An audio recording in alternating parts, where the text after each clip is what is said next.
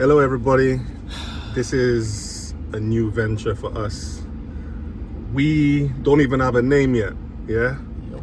But we've just come from watching Arsenal versus Man United, or should I say Man United versus Arsenal. And we got a few things to say about it, don't we? Yeah, we do. What are you saying, to Dan? be fair, I think today is a great reminder for me why it's so hard for me to become an Arsenal fan properly. You're wearing a shirt. I'm wearing a shirt. Yeah, I understand that I'm wearing a shirt. Yeah, This guy. I just know that my my blood pressure is just gonna go so high for this, to be fair. And during this match, I just saw how this manager has no faith in our squad depth, even though we spent how much? I think 70 odd million on squad depth. No, Dan, we spent close to 200 million already this season. But in Right. terms of squad depth, That was the squad depth. Andre, okay. For in my opinion, I think we should have subbed off Gabriel for Mosquera. Mosquera should have come on. What, Magalhaes? Yeah, Yo, the defense hasn't been bad, you know. it hasn't been bad, but tell me why Calafiori shine brighter than Gabriel and Saliba. Because he was in the positions to make the tackles. And that's fine. I understand that. That was on his side. Saliba and Gabriel, they did not do nothing. I don't think they were bad. I think for years now, our problem is transition. When we're being attacked in transition, we lose the ball high up the pitch in awkward positions, and there's gaps everywhere. Yeah? I don't think there's many defenders in the world that can deal with that type of situation. Yeah, Gabriel and Saliba today, they were fine. They were just doing their jobs. Yeah, Calafiori was the one making the last ditch tackles because he was closer to them. But let's not forget that Gabriel has been injured. Yeah. So he's rusty, and all these players are technically, they're still rusty. They're not ready yet. I understand that.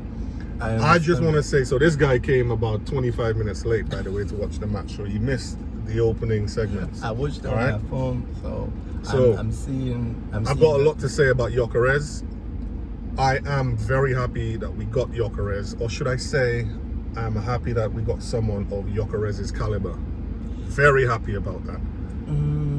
I would have preferred Gyökeres over Sesko, but deep down I believe Sesko is a better fit for us before the way that we play, because I knew that Gyökeres was going to struggle, and today was a prime example. Yes, he didn't have a preseason, and I can see that he's not sharp, but I'm willing him on. I believe he's going to flop, but I'm hoping he doesn't. Today, I don't know, he looked like a deer in the headlights. He looked like he didn't have a clue. He was over-hitting passes and all sorts. Yeah. I think Odegaard was quite sharp today. But yet again, he's just soft. Odegaard doesn't have a presence. That's Odegaard's problem. He does not have presence. Martinelli, I don't want to see him play next match. Yeah, I don't want to see him again. If he's going to come on for maybe the last 10-15 minutes, Martinelli, I think the only good thing Martinelli has in this squad and team right now is his defensive attributes and the fact that he knows how the team plays. Apart from that, Martinelli doesn't have any end product. Right, for last season and right now, he's done. Martinelli's done. All right? Saka needs to add more to his arsenal. I think he has done that, but he needs to add a lot more. He's very predictable. Yeah? White, oh my days, White needs a run of games because since he came back from injury, he's been off form. What else? Oh boy. The midfield, Zubimendi was quiet and okay, but I didn't feel his presence like Partey. If Partey was in this midfield, and I told you this, today, we would have been bossing that midfield because of Thomas Partey. We would have. So we're going to miss that. Yeah? We're going to miss that. I think Zubimendi is good, but he needs to stamp his presence in the Premier League. He needs to let man know his name. Yeah. Oh shit, that's Martin Zubimendi we're coming up against. Yeah, it's gonna be a tough game. I'm hoping he grows into that role. And oh my days, David Raya. Oh my God. Oh, like my boy Curtis Shaw says, David Raya nephew. Yeah, he is. He's slowly turning into David become Raya that guy. is literally, in my opinion, turning into Aaron Ramsdale 2.0. I don't see any difference in the two of them right now, apart from maybe he's making slightly better saves than Ramsdale. Right now, my man, he doesn't give me any confidence. I have no confidence in him when it comes to doing the right thing. Apart from saving goals, doing the right thing, I've got no confidence in him. He gives the wrong passes at the wrong time to the wrong people. He likes to pass, and I know the manager may be telling him, pass the ball through the lines, blah, blah, blah, beat the two attacking midfielders pressing. But that's a very difficult ball to pass. And most times when the ball is pinged in to that midfielder, and if he can't control that, because not many people can control a pinged ball with two men on you and then turn. By the time you're turning with that ball, there's another man on you. It's a stupid pass. Pass it out wide. I don't want to see them type of passes anymore unless the pass is on. If the pass is not on, don't do it. Enough of that bullshit. We need to win something this season. And yeah, Martinelli gone. Raya better fix up, and I hope Kepa can feel his boots. And that's the thing. Okay, that's the thing. Hang on. Raya fix up. I hope Kepa can feel his boots if it comes to that. And Gyökeres, boy, I hope he can gel in and show these Premier League strikers that you mean business, because I believe you mean business. But this is a different league. It's gonna be harder. And I believe you can do it, yeah? Well, so, I hope he can gel. What you got to say? Well, to be fair, I think you were very, very, very, very lenient on those boys. Cool, I came in very late, 20 minutes late. Huh? What do you want me to do? I want you to tell the truth. Odegaard, shit. I don't care. Cool, it's fine. 3 months away, injury last season. When he came back, I didn't see nothing from him. Yeah, since the injury, he's just been soft. Since the injury, he's always been soft. Yeah, of course, he's always been soft. Since I've told you way before, Odegaard is not cut out to be captain, and you were always defending him. Not for captaincy. Are you mad? You told me that he was a good captain. Remember the time when Kivior was not being able to pass the ball properly, not able to control the passes all the time.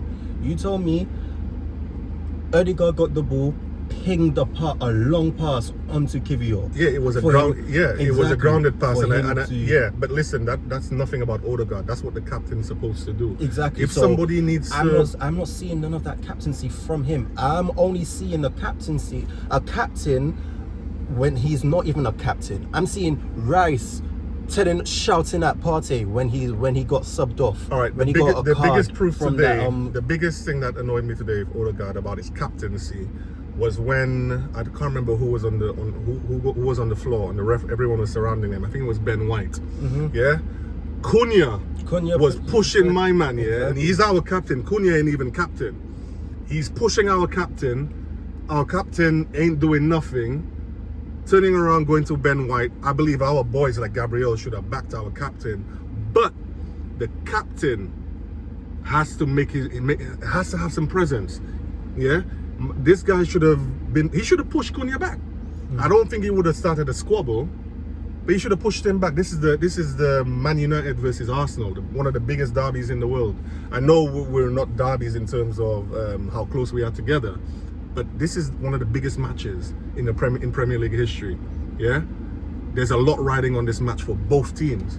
You're the captain. We're here to win. Yeah. We are here to beat a shit Man United team, and our captain should be stepping up and showing that. But instead, he's making Matheus Cunha, who just came from Wolves, who's playing his very first game for Man United in the Premier League, and he's pushing you because he wants to win more. But so back to your thing about Odegaard not being captain material. You can lead in many different ways. but he just needs to have more presence. Yeah, he needs to have more presence. I think he could be a good man-to-man captain, a good team captain when it's off the pitch. On the pitch, we need a bull. We need a man to say, listen here, yeah, this is my team. We ain't fucking about. Yeah, we come here to rough you man up and let you man know this is the Gunners. And we haven't had that in years, almost 20 years. All right? Okay, yeah, I understand that, but let's leave out the captain for a bit. Yeah, we signed Noni Madueke for 50 million from Chelsea, right? And No, we didn't. Arteta did. okay, well, we love Arteta so much. Let's back the man, even though I don't want to back him, and even though I really want him to get sacked. But we, as a team, as a club, signed Noni Madueke for 50 million, and we are losing to get Eberechi Eze to this club from Tottenham. We are losing Rodrigo to Man City potentially, right? And this is my thing. Heard This that is my Rodrigo is close to us. I heard that. This is my thing. Yeah. This is my thing about Arteta. This is my thing about Arsenal. We are linked to sign so many good players. And yeah, cool. I know I'm young. That's the Arsenal way. We're linked to signing so many great players, and we don't get them. We get the plan B option. We get the alternative, right? We get the we don't show any motivation in getting those good players. Ambition. And let me give you an example.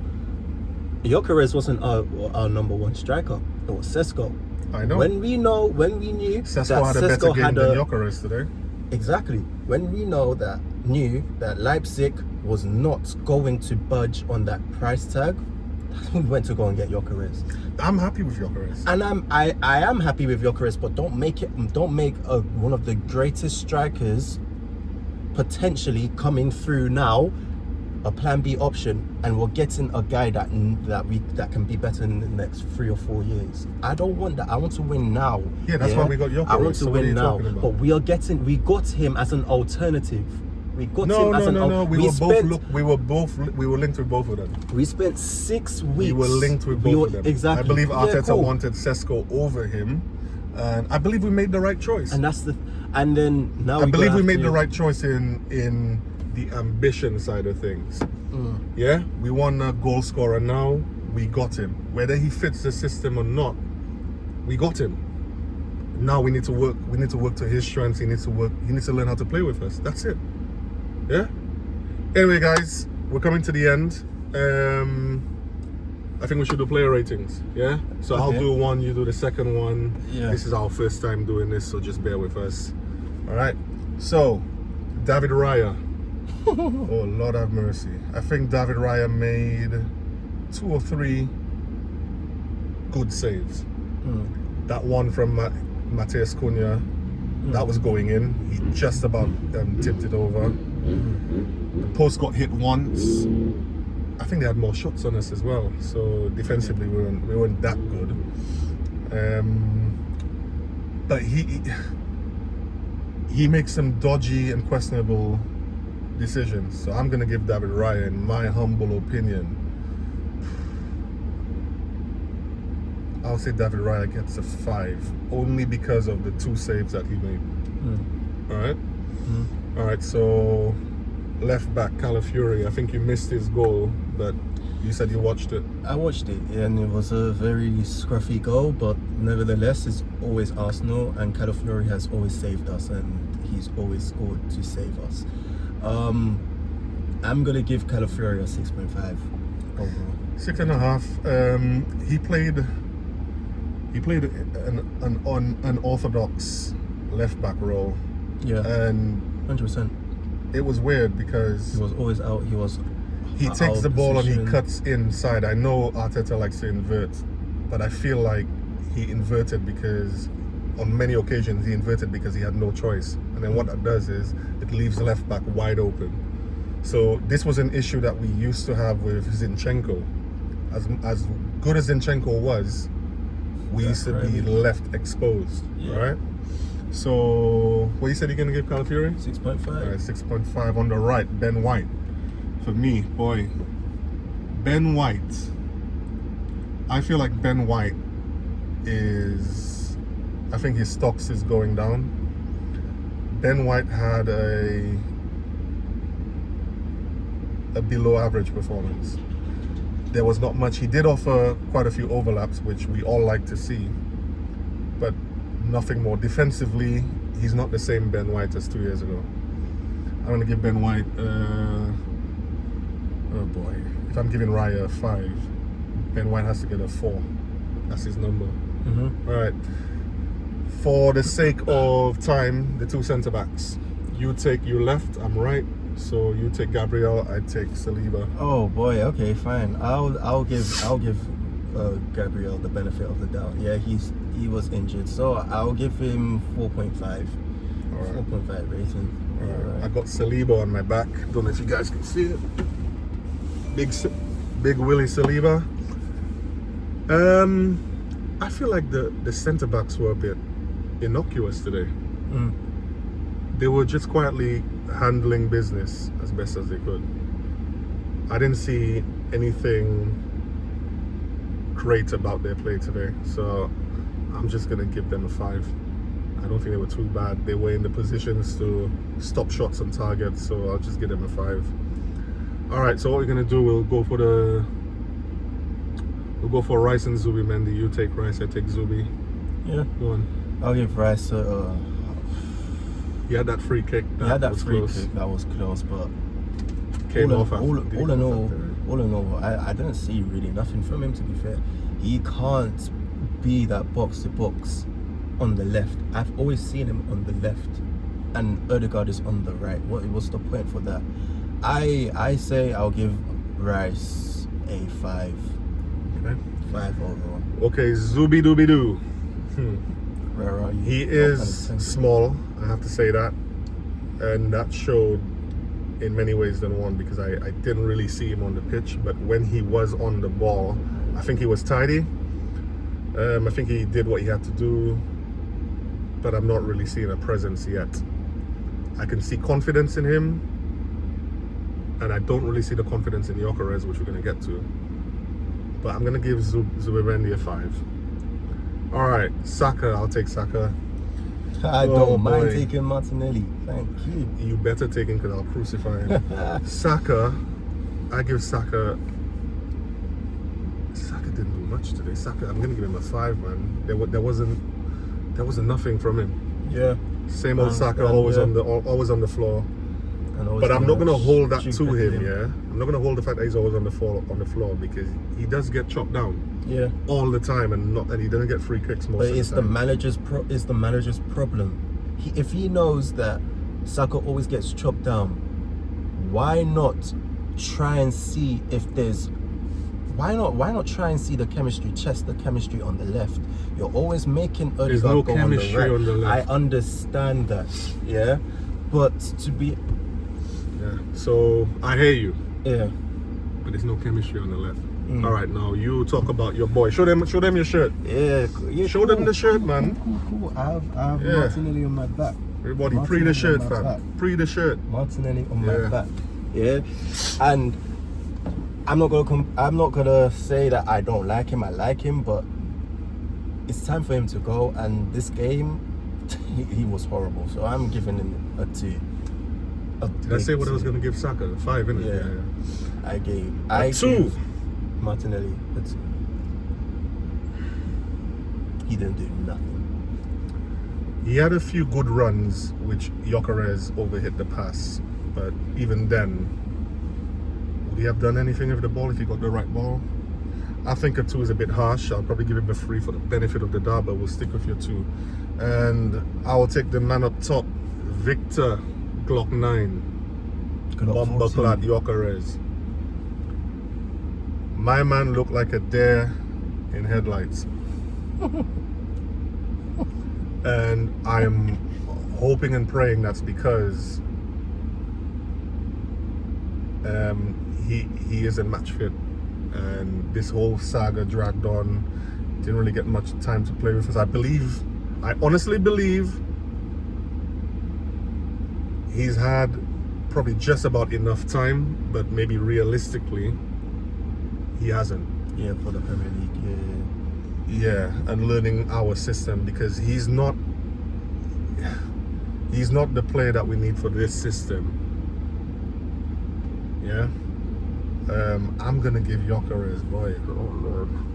I'm hoping that he comes through. Gyökeres for me. Benefit of the doubt, I'm gonna give him a 3. A 3. I don't think he had a shot. I'll give him a 4, to be fair. I'm only giving him the 3 because he did hold the ball up a few times. He did get bullied more times than not, which I don't like to see, because we see that in Havertz all the time. If there's one thing I want from Gyökeres, apart from goals, is his hold-up play, because Havertz has that. But Havertz does get bullied sometimes. Gyökeres, he looks rusty. He overhit the passes a few times. He miscontrolled a few times. He chose the wrong passes a few times. It was a shocker today. I'm not gonna lie. He didn't have a shot. He needs to learn how to link this play. And I'm gonna go back to the captain. Odegaard needs to know. Odegaard needs to be more expansive and stop going down the right. The fact that he goes down the right shows 3 things. It shows that he's not a confident player. He trusts Saka more than Martinelli for obvious reasons. And the third one is, Martinelli isn't really providing and doing much on that left. But I think you need to feed the left more. All right. So anyway, this is our first time doing this. I think it went well. Please let us know if it did and what we need to do better next time. Yeah. I don't live in the UK anymore, so we are gonna try and do this as often as possible, but it's gonna be split screen, like it's gonna be remote. All right. So this is my younger brother Dan. He's been a gooner since birth. Unfortunately, that's down to me. Yeah. So he hasn't even seen the Invincibles. He was born after it. Yeah. But I became an Arsenal fan because of the Invincibles. Yeah. I think I became an Arsenal fan because of Robin van Persie, to be fair. There you go. That was a striker right there. In my time, it's been painful. It's been painful because they haven't lived up to that expectation. We haven't won another Premier League since 2004. And a team that's no longer in the Prem won it before us. Yeah. Like, I think we haven't signed the right players when we needed to, even under Wenger. And I think our best football post the Wenger era has been Unai Emery in terms of attacking. Good to watch attacking. This has been Arteta's Arsenal has been very good. Very, very good. I'm happy with it. But the curse still goes on. We never sign the players at the time that we need to sign them. Yeah. And that's been going on since the Invincibles started leaving the Arsenal. And since Robin van Persie left because Wenger showed him. Bro, that happened. That happened before. Yeah. Yeah, because when Henry left, we didn't replace him. Yeah. When Gilberto Silva left, we didn't replace him. When Fabregas left, we didn't replace him. Yeah. When Ozil left, did we have a season? Was there a gap between Odegaard and Ozil? We didn't replace him. We put Guendouzi into Cam when he was a CDM. And also, we never sell right. We don't sell right. We don't make any profits off anyone. and that's our fault. Yeah. But anyway, let us know how we did in the comments, guys. Take it easy. We're out.